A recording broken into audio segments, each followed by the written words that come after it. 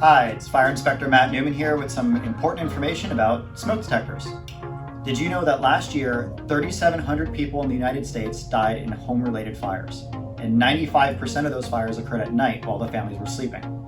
Your first line of defense in being notified that there's a fire in your home is from your smoke detector. It's recommended that you change the batteries in your smoke detector at least twice a year. The best way to remember this is to change it when you change your clocks. Being that this weekend is daylight savings time and you're going to be changing your clocks, we recommend that you also change the battery in your smoke detector. Inspector Lilly here, showing you how to change a battery in a smoke detector. It's pretty easy. Most smoke detectors take a 9-volt battery.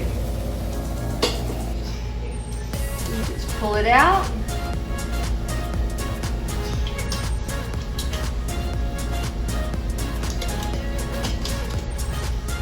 And pop the new one right back in.